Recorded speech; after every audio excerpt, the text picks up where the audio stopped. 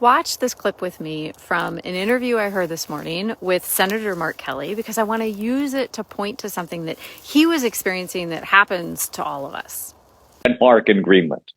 But for us to threaten them, especially with force, that we're just going to take your stuff, we're going to take your territory.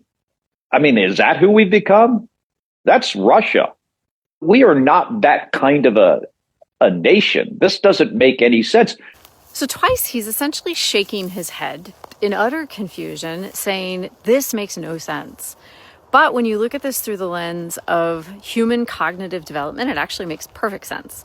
So there is a little pocket in the fields of psychology and neuroscience that have been mapping how humans make sense of the world and themselves and other people for more than 70 years now. And so we have extremely good maps for this.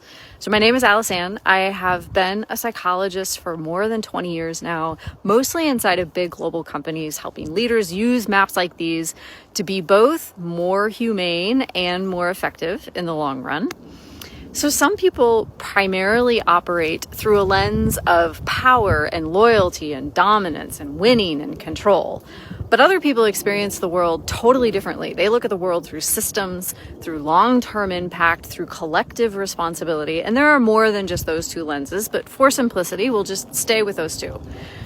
When somebody is operating from that first lens, if your lens is different, their decisions, their words look reckless and unethical and even like insane and dangerous. But what we don't appreciate is the lens that we are using looks equally reckless and unethical and dangerous to them. And here's the rub. So if we have no insight into the perspective that another person is coming from, we are never truly going to be able to influence them. Change becomes impossible unless we're just using control or we happen to get really lucky. So what do? Well, really the only thing that we can do, we do our own inner work. So the more that we understand our own triggers, our own patterns, then the more clearly we can see them in others. And then we know how to respond skillfully, even when we strongly disagree with them.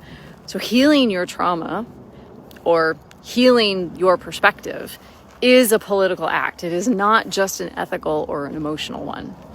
Said another way, the degree to which we understand ourselves is the degree to which we can understand other people in the world. So the first and the only step is taking your own power back and stop trying to fix and change everything outside of yourself. If you wait until the whole world has changed before you decide you can be safe and happy, you are going to die a scared and miserable person. And your ego is going to fight this every step of the way. It'll keep telling you the danger is out there. It's not really, it's in here. And so when we do this, we start to see how our mind works, and that then gives us the capacity for much more skillful action out in the world. There was a Buddhist monk named Santideva, and he said this perfectly, that we don't need to cover the whole earth in leather to make sure that our bare feet are safe and comfortable. We just need to put on a pair of shoes.